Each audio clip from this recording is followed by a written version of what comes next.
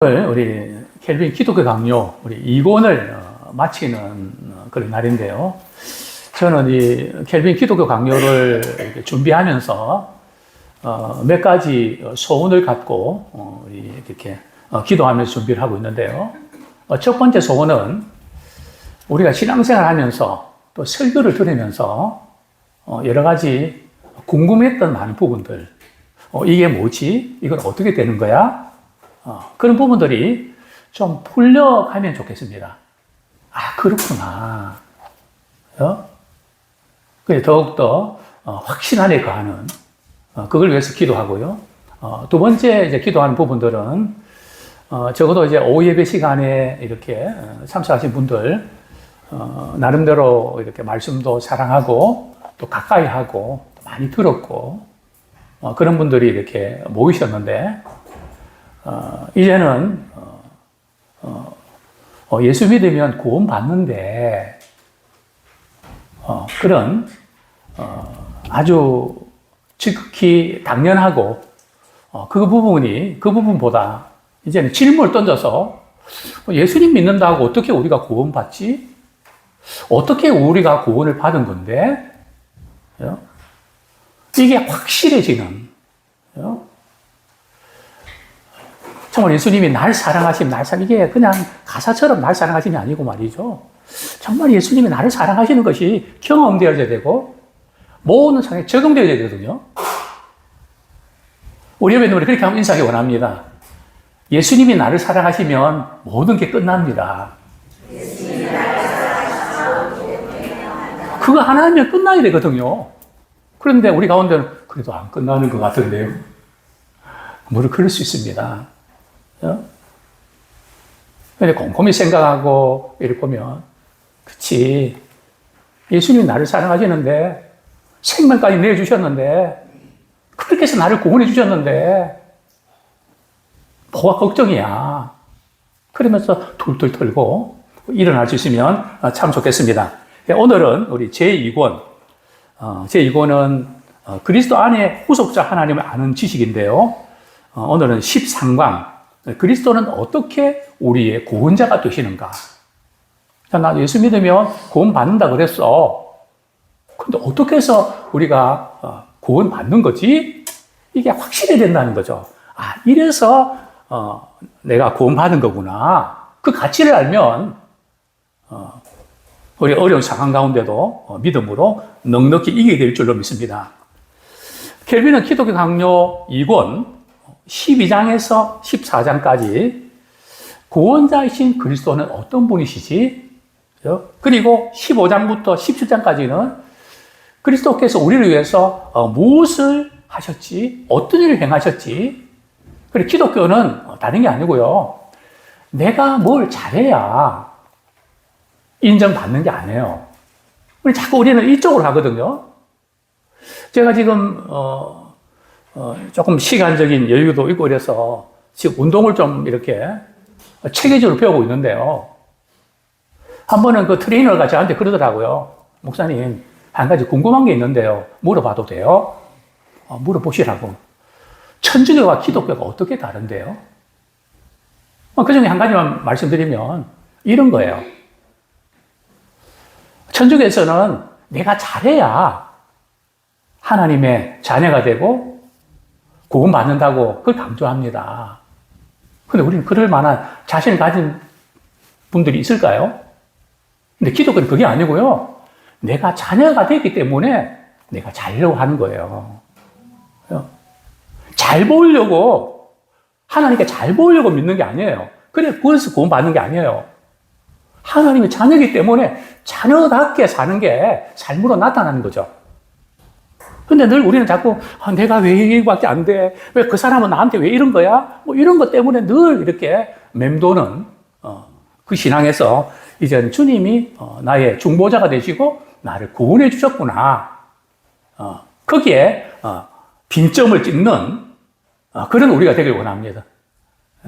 요즘 제가 빙점이라는 말을 많이 쓰거든요. 왜냐하면 제가 병점에 살고 있으니까요. 우리 인생에 많은 의문을 뭐로 찍는가? 그죠? 말씀으로 이렇게 찍을 때 참 우리의 삶이 녹록지 않지만은 승리하게 될 줄로 믿습니다. 15장에서는 하나님께서 그리스도를 보내신 목적이 뭔지, 또 우리에게 베풀으신 은혜가 무엇인지를 이렇게 그리스도의 세 가지 식책을 통해서 우리가 설명하고 있고요. 16장은 그리스도는 우리를 구원하시려고 어떻게 구원자가 되시는가를 사도신경에 나오는 그리스도의 그 출생부터 죽음, 부활, 승천, 또 재림까지 통해서 알려주고요.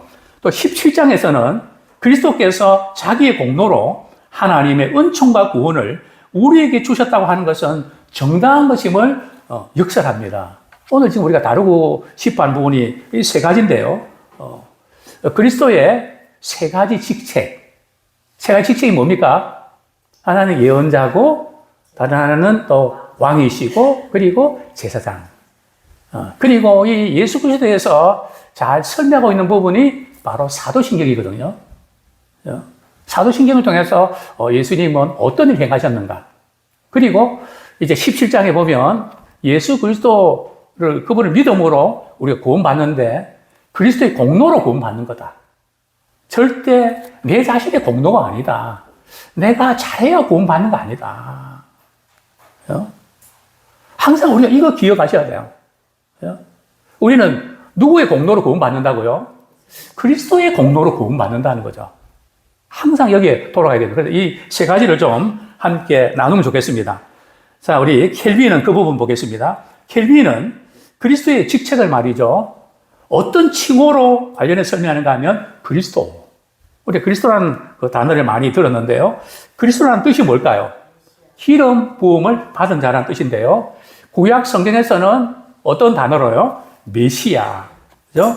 신약 성경에는 이제 영어로 보면 우리 크라이스트를 한글로 번역한 단어인데요. 구약 시대에서 기름 부음을 받은 자는 예언자, 왕, 선지자입니다. 구약의 기름 부음을 받은 세 가지 직책은 누구를 예표한다고요? 장차 오실 메시아를, 그리스도를 예표하고 있죠. 그래서 그리스도의 구원 사역은 예언자, 왕, 제사장의 세 가지 직책을 통해서 이루어지는 삼중 사역입니다. 자, 첫 번째로 삼중 사역을 감당하신 그리스도. 첫 번째는 예언자로서의 그리스도. 구약 성경에 보면 또 신약도 마찬가지지만은 계속해서 예언자들이 말이죠. 장차 오실 메시아에 대해서 기대감을 갖도록 늘 선포했죠. 구약 전체의 핵심인데요. 그래서 소망을 주기 위함이었죠. 완전한 하나님의 통치의 나라를 사모하게 하는 그런.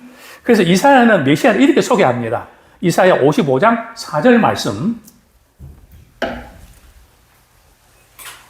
같이 한번 읽겠습니다. 시작. 내가 그를 만민에게 증인으로 세웠고 만민의 인도자와 명령자로 삼았나니. 여기에 그가 누군가 하면 장차 오실 메시아를 의미하는 것이죠. 심지어 우리가 잘 아는 운물가의 여인, 예수님께서 목마르다고 하시면서 대화를 건네시죠. 그러면서 이제 이 여인도 말이죠. 장차 오실 메시아를 그들이 기대했고 그분이 오시면 모든 진리를 가르쳐 줄 거라는 것을 운물가의 여인도 알고 있었다는 거죠. 우리 요한복음 4장 25절 같이 읽겠습니다. 시작. 메시아 곧 그리스도라 하는 이가 오실 줄을 내가 아노니 그가 오시면 모든 것을 우리에게 알려주시리이다. 즉 예언자적인 사역이라는 건 뭔고? 예언자들은 하나님의 말씀을 선포했고 가르쳐 줬거든요. 그래서 바로 예언자의 사역은 말씀을 가르치고 선포하는 그 사역이라는 거죠. 자, 히브리서 1장 1절 2절 같이 읽겠습니다. 시작. 옛적에 선지자를 통하여 여러 부분과 여러 모양으로 우리 조상들에게 말씀하신 하나님이 이 모든 날 마지막에는 아들을 통하여 우리에게 말씀하셨으니. 참 우리가 믿는 하나님은 말이죠. 말씀하시는 하나님이시라는 거. 이게 얼마나 감사한지 모릅니다. 제가 이전에 이렇게 목회하면서 장례식장에 가면 이제 뭐 추도 예배든 이렇게 또 입관 예배든 드리면 우리 성도들 가운데도 이런 이야기 하는 분들 계세요. 햇빛이 이렇게 비치고, 그러면 이 자리는 무슨 자리라고요? 명당이라고. 예. 명당에 모시면 뭐 좋은 일이 일어나나요? 예? 어쨌든 햇빛이 비추기 좋다는 뜻이겠죠. 예? 뭐몇 자리 잘 쓰고, 못 쓰고, 거기에 따라 모든 게 달라지나요? 그래서 몇 자리 잘못 쓰면 후손들이 벌을 받고 하는 일이 안 되고, 말씀을 못하니까 항상 어떤 자기들이 믿는 신은 뭐 이렇게 하면 벌 받을 것 같고 저렇게 하면 벌 받을 것 같고, 그리고 벌 안 받으려고 흉내도 내고 잘하려고 하고. 근데 우리가 믿는 하나님은 어떤 분이시라고요? 말씀하시는 하나님이세요. 말씀하시는 하나님은 인격적이잖아요. 부부도 그렇잖아요. 뭐가 있는지 말 좀 해봐. 말 좀 하라고. 말을 해야 알아듣지. 우리가 믿는 하나님은 말씀하셔서 그분의 심정을 드러내고, 또 우리도 하나님께 말씀 드릴 수 있잖아요. 그게 뭡니까? 기도잖아요. 하나님, 이것 때문에 많이 힘들고 어려운데요. 하나님, 어떻게 좀 해주세요. 우리가 하나님께 말씀드릴 수 있다는 거, 얼마나 좋은지. 부부 사이에도, 부모와 자녀 사이에도 말 못하는 사람이 얼마나 많아요. 그대로 갖고 있으면 병되거든요. 근데 우리 하나님께, 하나님, 이것 때문에 많이 힘들었어요. 그렇게 기도할 때, 하나님, 내가 네 마음 안다. 잘 참았구나. 조금만 잘 견디면 좋겠다. 하나님, 그걸 마음 주세요. 주시지 않습니까? 우리가 이 말씀하는 그런 기독교를 우리가 믿고 있다는 게 얼마나 감사한지 모릅니다. 하나님께 다양한 방법으로 선제를 통해서 말씀하셨다는 거죠. 그 다음에 이사야 61장 1절, 2절. 이사야 선자는 특별히 이제 이 말씀을 선포했는데 같이 읽겠습니다. 시작.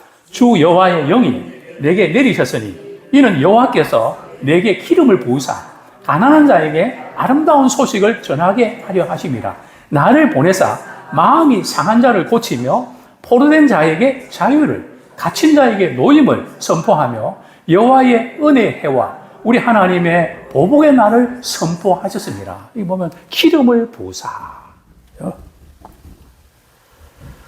그리스도가 성령의 기름 부음을 받으셨다는 것은 그가 하나님의 나라를 가르칠 수 있는 자격을 가졌을 뿐만 아니라 복음을 전파하는 동안 성령의 권능이 계속 나타났다는 뜻이죠. 그래서 우리는 그리스도 안에 모든 지혜와 지식과 총명의 모든 보화가 감춰져 있기 때문에 그분의 말씀을 들어야 됩니다. 자, 두 번째, 왕으로서의 그리스도. 예수 그리스도 왕으로 오셨죠. 여기서 왕으로 오셨다고 할 때 항상 유념해야 될 부분들이 그리스도의 왕권은 어떤 성격을 띠고 있다고요? 영적 성격을 띠고 있다는 겁니다. 이게 무슨 뜻인가 하면 우리는 자꾸 이렇게 삶 가운데 어렵고 힘들면 우리 하나님이 계신다면 어떻게 이룰 수가 있나. 자꾸 이 현실적인 문제를 가지고 판단하고 좌절하고 낙심하거든요. 물론 사람인지라 그런 생각할 수 있죠. 그러나 그리스도의 왕권은 바로 영적 성격인 것이지, 물론 그렇다고 육적인 거 이거 무시하는 건 아닙니다. 그 부분은 우리가 혼돈하시면 안 되는데요. 로마서 14장 17절, 요한복음 18장 36절, 로마서 14장 17절 같이 연이어서 읽겠습니다. 시작. 예수께서 대답하시되 내 나라는 이 세상에 속한 것이 아니니라. 하나님의 나라는 먹는 것과 마시는 것이 아니요 오직 성령 안에서 의와 평강과 희락이라. 빌라도와 이렇게 총독과 대화하면서 내 나라는 이 세상에 속한 게 아니다. 현실적인 그런 문제를 가지고 판단하고 결론 내리지 말라는 거죠. 우리는 이렇게 결론 내리는 경우가 너무 많습니다. 왜냐하면 사단이 항상 그랬거든요. 예수님 시험할 때 40일 금식기도 할 때 말이죠. 뭐라고 유혹합니까? 이 돌을 떡으로 만들어라. 사랑이 하나님이라면 배고픈 거 채워주셔야 되지. 왜 그렇게 배고픈 거 그냥 방치해 두실까? 그 문제를 들고 나온단 말이죠. 사단이 시험하는 거 보면 처음부터 눈에 보이는 거, 그죠? 하나님 추구하는 거, 그거 가지고 하나님이 사랑하시는지 안 하시는지 그렇게 자꾸 판단하도록 그렇게 부추긴단 말이죠. 그 사단은 오늘날 우리에게도 동일하게 그렇게 시험합니다. 또 하나님의 나라는 먹는 것과 마시는 것이 아니요 오직 성령 안에서 의와 평강과 희락이다. 차원이 다르다는 거죠. 그래서 그리스도의 왕권은 두 가지 의미가 있는데요. 첫 번째는 교회와 성도 개개인에게 영원한 나라를 약속하고 보장합니다. 우리 시편 89편 35절 37절 같이 읽겠습니다. 시작. 내가 나의 거룩함으로 한 번 맹세하였은즉 다윗에게 거짓말을 하지 아니할 것이라. 그의 후손이 장구하고 그의 왕위는 해같이 내 앞에 항상 있으며 또 궁창에 확신한 증인인 달같이 영원히 견고하게 되리라. 우리가 지금 열왕기 상하를 읽으면서 북이스라엘은 왕들이 자주 바뀌지 않습니까? 그런데 어떻게 그 왕위가 말이죠 계속 영원히 견고하게 된다는 의미일까? 그죠? 눈에 보이는 그런 왕들이 아니고 장차 오실 메시아, 그분이 영원한 왕으로 통치하실 것을 예고하시고 있는 것이죠. 또한 그리스도의 왕권은 어떻게 표현되어 있습니까? 시편 2편 9절 같이 읽겠습니다. 시작. 내가 철장으로 그들을 깨뜨리며 질그릇같이 부수리라 하시도다. 철장으로 질그릇을 깨뜨리는 그 예수께서의 권세로 말이죠. 사망의 권세를 깨뜨리시고 어두움의 그림자들, 어두움의 세력들을 깨뜨리시는 이 그리스도의 왕권. 정말 그렇습니다. 그리스도의 왕권, 저는 목회하면서 많이 체험을 합니다. 예배를 통해서도 많이 체험하고요. 제가 여러 번 말씀드렸지만은 예배드리러 오실 때에 우리 성도님들의 표정과 예배를 드리면서 이 얼굴 표정이 어떻게 바뀌는지 아십니까? 한번 우리 정정 집사님이 한번 찍어 보시죠. 예배 시간 말이죠. 이 말씀을 듣고 찬양할 때 어떻게 바뀌어져 가는지. 그 바뀌어져 가는 게 저는 보이거든요. 어떻게 보입니까? 환해지는 거죠. 지치고 힘든 건데, 마치 그 무도에 말이죠. 잎이 그냥 시들시들했던 잎들이 물을 뿌리고 단비가 내리면 바로 살아난 것처럼 말이죠. 막 생기가 돋아나, 생기가 넘치는. 그것을 우리는 보게 됩니다. 자, 그 다음에 우리 시편 110편 1절 같이 읽겠습니다. 시작. 내가 내 원수들로 내 발판이 되게 하기까지 너는 내 오른쪽에 앉아있으라 하셨도다. 그죠? 내 원수들이 내 팔판에 있다. 그죠? 그래서 우리는 예수 그리스도의 그분이 왕이시기 때문에, 그분이 다스리기 때문에 음부의 권세를 이기지 못하는, 그리고 우리가 믿는 하나님은, 우리 예수님은 지금 어디 계시죠? 하나님 보좌 우편에 앉아 계시죠. 자, 우리의 왕이신 그리스도께서 이 땅에서 우리에게 주시는 것은 풍부한 재물이나 넘치는 쾌락이나 화려한 영화가 아닙니다. 이걸 우리가 꼭 붙잡으셔야 돼요. 영적인 어떤 성격이지, 눈에 보이는 어떤 재물 문제나 성공이나 이런 전혀 상관이 없다는 그런 뜻은 아닙니다. 일차적인 것이 아니라는 거죠. 그래서 그렇게 연결시키면 안 돼요. 돈 문제 때문에 많이 힘드시죠. 돈 문제 때문에 힘들 때 우리는 하나님이 사랑하신다면 어떻게 이럴 수가 있나, 이런 생각이 듭니까, 안 듭니까? 들 때가 있죠. 당연히 들 때가 있죠. 그럴 때 우리는 어떻게 해야 되죠?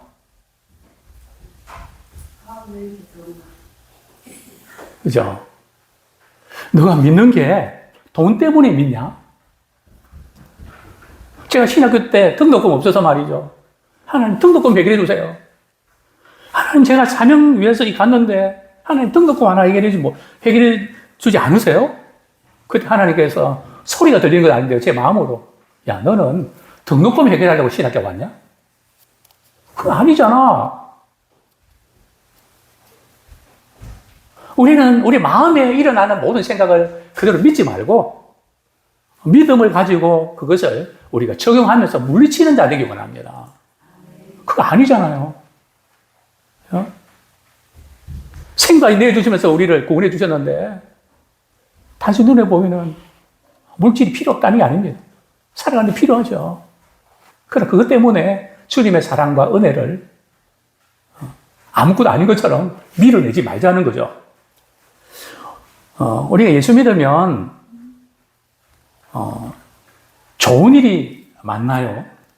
힘든 일이 많나요? 참 우리 대답하기 어렵죠. 사람마다 다르니까요. 근데 성경은 이렇게 말씀합니다.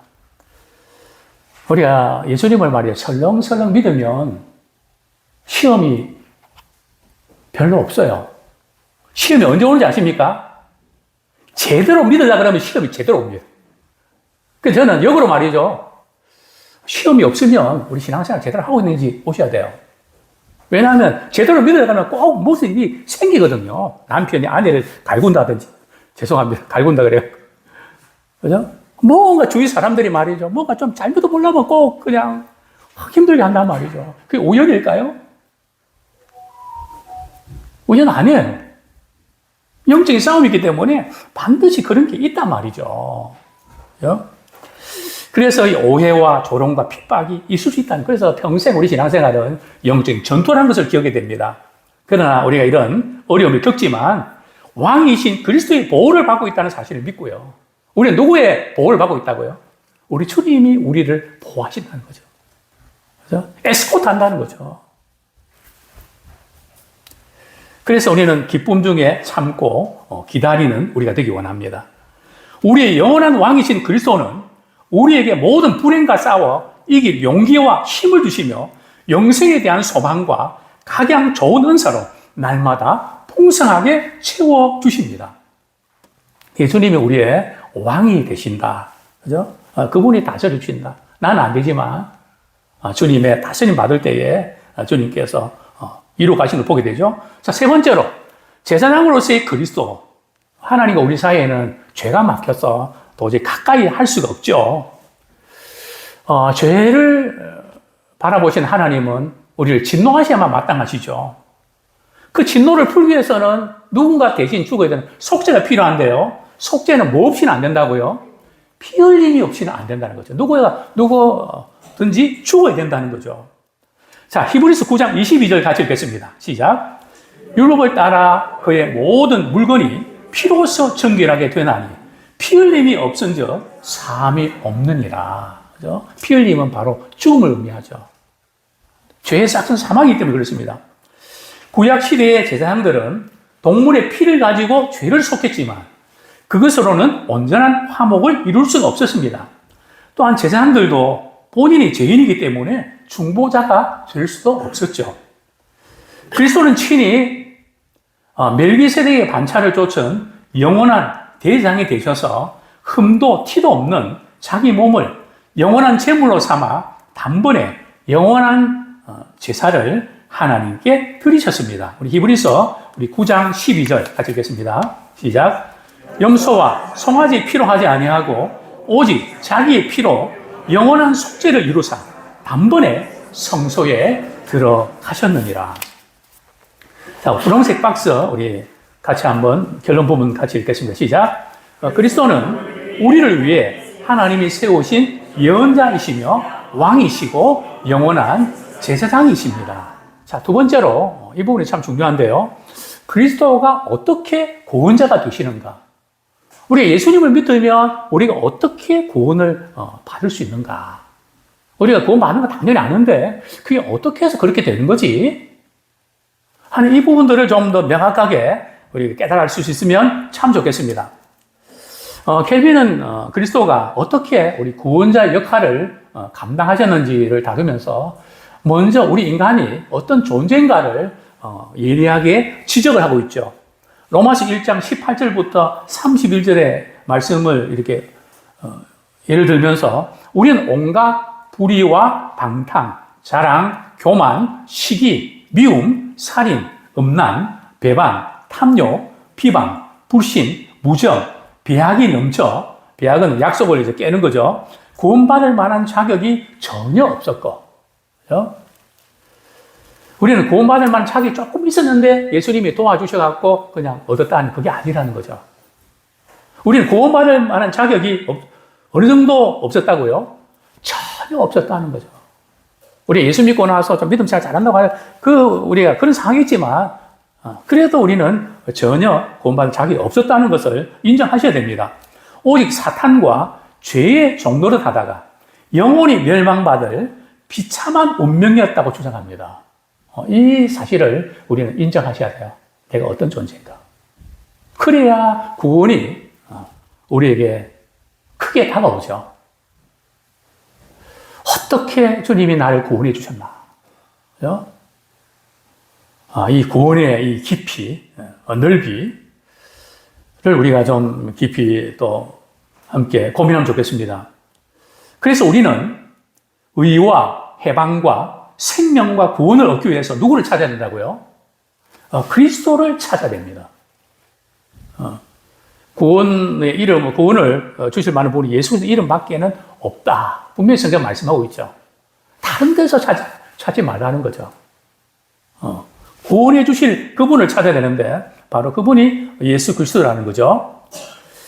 켈빈은 그리스도 안에서 나타나는 구원의 역사는 모두 무엇에 비롯된다고요? 하나님의 사랑에서 비롯된다. 이걸 꼭 기억하셔야 돼요. 부모가 말이죠. 우리 자녀를 사랑할 때에 건강하게 자란 자녀를 더 사랑할까요? 아프고 좀 이렇게 고생 많이 하고 얘가 앞으로 나가서 어떻게 살까?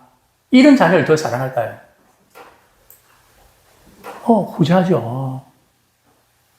왜 제가 이런 말씀 드립니까?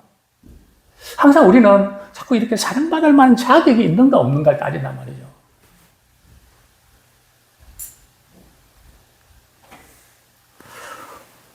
제가 목회를 하면서 우리 많은 목사님들의 아픔을 저는 많이 듣습니다. 그 중에 한 부분이, 목사님, 저는 목회자가 되지 말았어야 되는데, 제가 목회자가 됐는가 봐요. 참 그 이야기 들을 때마다 울고 싶거든요. 성도들에게 줄 수 있는 것이 별로 없고, 교회도 잘 부흥도 되지 않고, 뭔가 자신의 역할을 잘 못할 때 내가 목회자 되면 안 되는데 내가 목회자 돼서 이런 거 아닌가?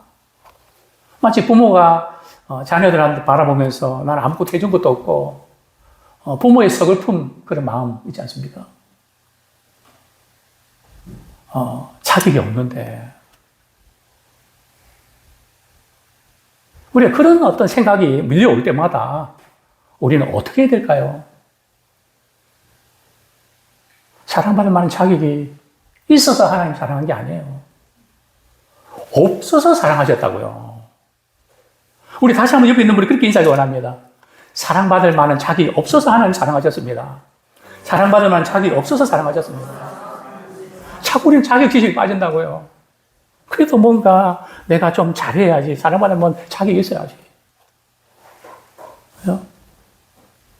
우리 하나님은 자격이 없어서 사랑하셨다고 그러는데 우리는 왜 자꾸 자격을 따지냐고요. 그죠? 물론 우리가 자녀이기 때문에 잘해야 된다는 거 맞아요. 그죠? 그러나 우리가 자격 문제로 신앙의 문제를 풀 수 없다는 거죠. 왜냐하면 하나님께서 우리를 사랑하시기 때문에 우리를 구원하셨다는 사실. 그죠? 내가 잘하고 왜 하나님이 야곱을 선택하고 에서는 선택하지 않았나요? 야곱이 잘해서요? 할머니 야곱은 사기꾼이고 거짓말도 잘하고 약삭 빠르고 얼마나 문제가 많은데요. 내가 야곱을 사랑한 것은 그냥 내가 사랑한 거야. 그래서 우리는 사랑받을 만한 자격이 없다는 생각이 드는 순간에 그래서 주님이 나에 오셔서 세상에 오셔서 나를 위해서 생명 주셨지. 그죠? 하나님의 사랑, 우리 사랑이 그리스도를 통해서 우리를 향한 하나님의 사랑을 확증하셨느니라. 늘 그것을 굳게 붙잡고 나가는 우리 모두가 되기를 소원합니다. 켈빈은 사도신경을 통해서 특별히 5가지 주제, 성육신, 고난, 부활, 승천, 재림을 통해서 예수를 그리스도로 고백하고 있는데요. 첫 번째 같이 한번 우리 초록색 글씨만 같이 읽겠습니다. 시작. 나는 그의 유일하신 아들 우리 주 예수 그리스도를 믿습니다. 그는 성령으로 잉태되어 동정녀 마리에게서 나시고 라는 고백은 앞서 말한 성육신의 신비에 가는 겁니다. 우리 지난주에 좀 이렇게 못 오신 분들을 위해서 지금 이제 당시에 이단들 가운데 한 이단이 이제 이런 문제를 제기했죠. 예수님은 누구를 통해서 태어나셨나요? 예수님, 마리아의 몸을 통해서 태어나셨잖아요. 그럼 마리아도 죄인인데 예수님이 마리아의 몸을 입고 태어났다면 예수님도 죄 문제에서부터 벗어나지 못한 거 아닙니까? 이 문제를 가지고 이제 이렇게 문제 삼았던 거죠. 그러나 성경은 말이죠. 예수님이 마리아의 몸을 입고 왔다고 하는 예수님의 어머니가 육신적으로 마리아라는 거기에 초점을 맞춘 것이 아니라 예수님의 잉태 자체가 말이에요. 누구를 통해서 잉태됐다고요? 성령으로 잉태되기 때문에 죄의 영향에 미치지 않고 그 자유함을 느끼다는 거죠. 또한 예수님은 우리와 같은 혈육을 가졌지만 뭐가 없으셨다고요? 죄가 없으셨다고 말씀하고 있죠. 그렇기 때문에 우리가 이 부분 성육신의 신비 두 번째 같이 읽겠습니다. 시작. 본디오 빌라도에게 고난을 받아 십자가에 못 박혀 죽으시고 라는 말은 그리스도가 우리의 죄를 없애기 위해서 십자가의 고난을 당해 고난을 받아 죽임 당하셨다는 거죠. 켈빈은 사도신경에서 예수님의 탄생 이후에 곧바로 십자가의 죽음이 언급되는 이유를 이렇게 설명합니다. 예수님께서 이 땅에 오신 목적이 십자가의 고난을 통해서 우리를 구원하시기 위해 오셨다는 거죠. 이를 통해 하나님의 공의를 만족시키고 하나님의 사랑을 성취하셨습니다. 네, 저를 잠깐 보시죠. 하나님은 두 가지 속성을 가지신 분이잖아요. 하나님은 사랑이기 때문에 우리를 죽일 수가 없단 말이죠. 그러나 하나님은 공의로우신 분이기 때문에 죄를 지으면 누군가 죽어야 된단 말이죠. 우리가 죽어야 됐었죠. 이 공의와 이 사랑을 이 두 가지를 다 충족시키기 위해서 하나님은 어떤 방법을 선택하셨나요? 바로 예수께서 그분을 보내셔서 우리를 대신해서 십자가에 못 박혀 죽으시고 그분의 구원이 또 우리에게 전가가 된 거죠. 이렇게 우리가 구원을 받게 된 것입니다.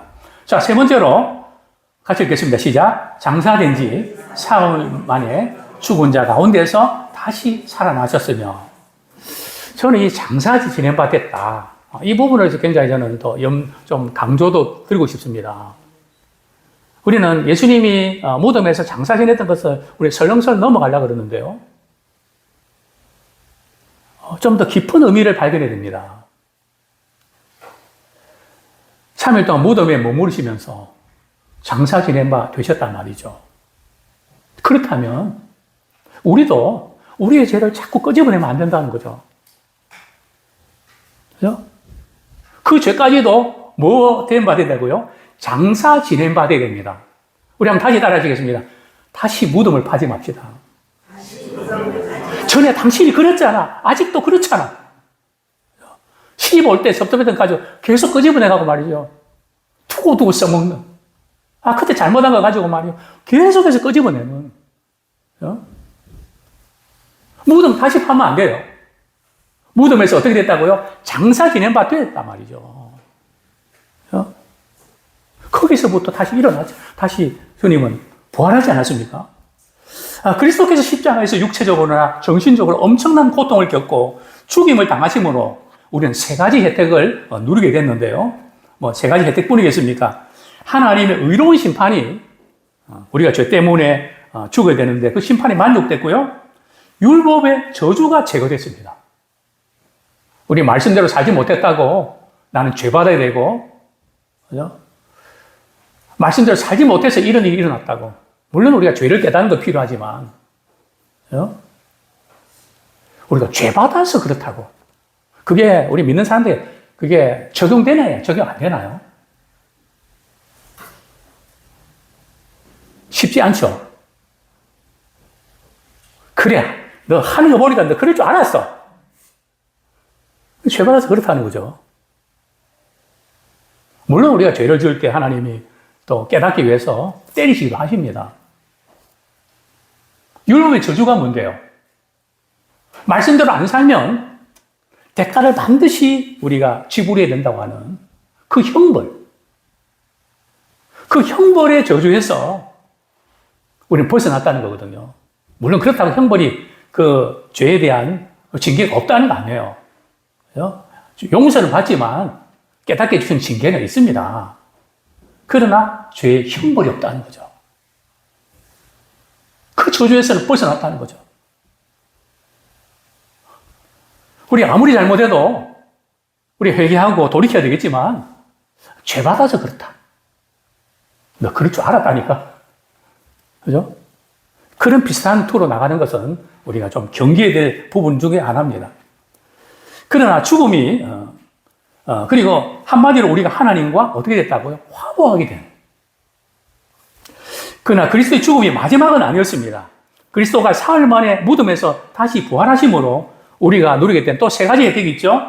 사망에 대한 우리의 믿음의 승리. 우리는 죽음으로 끝나는 게 아니잖아요. 사망한 내가 쏘는 것이 어디느냐? 사망한 내가 이기는 것이 어디느냐? 예수 그리스도로 말미암아 이김을 주는 하나님께 감사하노라. 그죠? 우리는 사망의 권세를 우리가 이기신 주님, 바로 이 문제에 대한 승리, 또 새로운 생명을 얻었죠. 그리고 또 우리 자신이 부활하죠. 죽어서 끝나는 게 아니에요. 우리도 주님 다시 오실 때 부활해서 주님 앞에 서게 된다고요. 그죠? 절대 우리는 자녀들한테 힘들다고 해서 말이에요. 그래, 내가 죽으면 될 거 아니야. 그러지 마세요. 정말 죽는 타령 절대 하시면 안 돼요. 그러면요, 부모님 돌아가시면 자녀들이, 우리가 잘못했어. 우리 부모님 돌아가시죠. 그게 거늘이 된다니까요. 나는 너희들이 있어 너무 행복해. 너희들 때문에 너무 사랑스럽고, 너무 좋아. 그래도 못한 것만 생각나는데. 태워놓고 말이죠. 네가 이래서 그러잖아.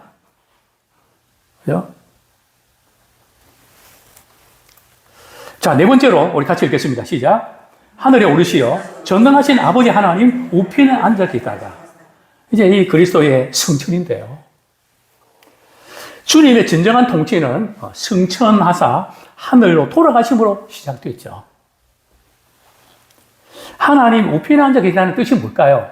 하늘과 땅의 권세를 말이죠. 우리 주님이 권세를 받으신 거죠. 그리고 이 권세는 이 세상에 있는 동안에도 계속되지만 마지막 우리 주님 다시 오실 때 마지막 최후의 심판 때 심판자로 이렇게 오시는 거죠. 켈빈은 그리스도가 하늘로 올라 우리를 떠나셨지만 그 떠남이 우리에게 더욱 유익하다고 말하는데요. 그 세 가지 유익이 뭘까요? 첫 번째가 뭡니까? 우리를 위한 어떤 길이 열렸다고요? 천국 길이 열렸다는 것이고요. 두 번째는 그리스도께서 하나님 우편에서 말이죠. 우리의 중보자가 되신다는 거죠. 우리 중보자가 계셔서 우리가 기도할 때에 주님이 우리의 기도를 받아서 말이죠. 주님께 올려드리는 이 중보자가 누군가? 우리 주님이 중보자가 되시고, 세 번째는 그리스도의 능력이 우리의 힘과 능력, 보화와 자랑이 된다는 점입니다. 자, 다섯 번째 같이 읽겠습니다. 시작. 거기로부터 살아있는 자와 죽은 자를 심판하러 오십니다. 예수님께서 재림하실 때 분명히 다시 오시죠? 그리고 이제 심판자로 오시는데요. 마태복음 25장 31절에 33절에 보면 예수님 오실 때 두 부류로 갈라집니다. 첫 번째는 양과 염소로 갈라지죠. 주님의 이름으로, 주님의 사랑으로 어떻게 했나. 그것을 보신다는 거죠. 그래서 우리는 참 사랑으로 섬기는 거, 우리가 실천하면 좋겠습니다. 이게 양과 염소로 갈라지는, 또 죽은 자든지 산 자든지 모두 다 심판받는다. 우리가 이 세상에 사는 동안에 말이죠. 믿고 구원받아서 주님의 다스림 받고 이제 주님의 다시 오실 때에 우리는 매 순간 매 순간 내신 성적, 내신 등급이 매겨지거든요. 우리 옆에 있는 그렇게 한번 인사해 보시겠습니까? 내신 등급 몇 등급입니까? 물어보시죠. 우리 자녀들, 수험생들 말이죠. 내신 등급 참 평생 따라다니지 않습니까? 몇 등급인가? 그래서 우리는 우두커니 말이죠. 그렇게 사는 게 아니고요. 주님 앞에 서는 그날까지 사명 감당하다가 주님 기뻐하실 일이면 놓치지 말고, 사랑할 수 있게 있으면 놓치지 말고, 그죠? 우리가 이렇게 섬기는 그런 자 되기 원합니다. 그죠? 어버이날인데 말이죠. 부모님 사랑하는 그 기회 놓치지 말고. 왜냐면 제가 많이 놓쳤거든요. 저희 아버님은 여행을 좋아하셨습니다. 그래서 이제 여행을 좀 가실 수 있도록 해드려야 되겠다.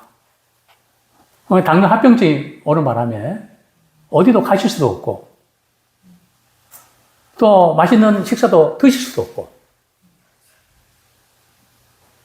또 저희 어머니 같은 경우는 아버님이 좋아하시는 거 이렇게 사드리면 못 드시더라고요. 누구 생각나세요? 아버님 생각나서.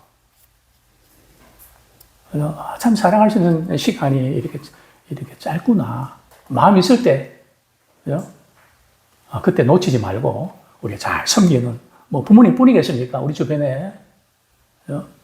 주님의 사랑 필요한 분들, 우리 같이 나누며 섬기는 우리가 되기 원합니다. 그날은 마지막 날을 믿지 않는 자에게는 두려운 심판의 날이지만 믿는 자에게는 구원의 날이죠. 자, 세 번째로 그리스도의 공로로 인한 놀라운 구원. 켈빈은 그리스도가 어떤 방식으로 우리의 중보자이며 구원자가 되시는지를 이렇게 설명합니다. 사람의 몸을 입고 이 땅에 오셔서 우리의 죄와 허물을 스스로 짊어지시고 죽으신 그리스도가 아니셨다면 우리는 여전히 죄와 허물 가운데 아무런 소망도 없이 살아갈 수밖에 없었을 것입니다. 이렇듯 하나님 아버지의 사랑은 그리스도 안에서 하나님과 우리의 화해를 전제로 합니다. 그렇다면 그리스도께서 어떻게 우리의 죄를 사하시고 우리의 구원을 얻게 되었을까요? 우리가 어떻게 구원을 얻게 되었을까요? 그리스도의 온전하신 순종 때문입니다. 바울이 이렇게 간증하죠. 로마서 5장 19절 시작. 한 사람이 순종하지 아니함으로 많은 사람이 죄인 된 것 같이 한 사람이 순종하심으로 많은 사람이 의인이 되리라. 빌립보서에 보면 십자가 사건은 말이죠. 예수님이 우리를 구원하시기 위해서 십자가에 못 박힌 사건 맞습니다. 그러나 예수님의 입장에서는 율법을 이렇게 공의를 만족시키기 위해서 죽기까지 그 말씀에 복종하신 겁니다. 이 온전하신 순종 때문에 우리가 구원을 받을 수 있었죠. 그러나 십자가 위에서 우리의 죄를 짊어지시고 자신의 생명을 우리에게 주심으로써 놀라운 교환이 이루어졌습니다. 우리가 구원은요, 우리가 따내는 게 아니에요. 주님께서 우리에게 주신 구원을 우리가 손을 내면서 받아들이는 것이죠. 이 엄청난 이런 구원의 이 사건. 우리 고린도후서 8장 9절 같이 읽겠습니다. 시작. 우리 주 예수 그리스도의 은혜를 너희가 알거니와 부유하신 이로써 너희를 위하여 가난하게 되심은 그의 가난함으로 말미암아 너희를 부유하게 하려 하심이라. 예수님만큼 부유하신 분이 있을까요? 만물의 주인이신데요. 하나님의 아버지가 되시는데요. 근데 그분이 우리를 구원하시기 위해서 어떻게 되셨다고요? 가난하게 되셨다는 거죠. 왜요? 왜 가난하게 되셔야만 했을까요? 우리를 어떻게 하시려고요? 우리를 부욕해 하시려고. 그래서 우리는 비록 돈이 있든지 없든지 우리 마음은 또 영적으로 부유한 자가 되기 원합니다. 우리 형님들 그렇게 한번 더 인사하기 원합니다. 영적으로 부유한 자가 됩시다. 좀 넉넉하면 좋겠습니다. 없는 것 같아도 부유한. 그죠? 왜냐하면 우리 주님이 그러셨으니까요. 우리를 부유하게 하기 위해서 가난하게 되신 이 부분도 또 우리가 닮아야 될 부분 아니겠습니까? 그리스도로 인해서 우리는 생명을 얻었고 의로워졌고 부유해졌습니다. 우리 성경 말씀 같이 읽겠습니다. 고린도후서 5장 15절 시작. 그가 모든 사람을 대신하여 죽으심은 살아있는 자들로 하여금 다시는 그들 자신을 위하여 살지 않고 오직 그들을 대신하여 죽었다가 다시 살아나신 이를 위하여 살지 않고 오직 그들을 대신하여 죽었다가 다시 살아나신 이를 위하여 살게 하시려 함이라. 그렇죠? 오전에도 우리 강 목사님 말씀 주셨지만 자기 자신을 위해서 살아가는 것이 행복할까요? 행복할 것 같죠? 그렇죠? 자기 자신을 위해서 살면 불행합니다. 왜냐하면 그렇게 설정이 되어 있다니까요. 우리 컴퓨터를 많이 사용하잖아요. 설정 부분이 중요하잖아요. 그죠? 세팅이 그렇게 되어 있다니까요. 자기 자신을 위해서 살면 행복하지 않다는 거죠. 그럼 누구를 위해서 살면 행복할까요? 나를 위해서 생각이 내주신 그리스도 그분을 위해서 살면 행복하다는 거죠. 정말 주님 없이 살아가는 인생은 제가 지금 전도서 이렇게 책을 좀 내려고 그러는데요. 주님 없이는 모든 거 헛되죠. 그러나 주님 안에서는 모든 것이 의미가 있습니다. 먹는 거, 마시는 거, 누리는 거. 정말 우리 주님 안에서 누리는 이 행복은 세상 어떤 거 바꿀 수 없습니다. 아무쪼록 우리 주님이 주신 최고의 복, 우리가 구원받은 이 은혜를 기억하면서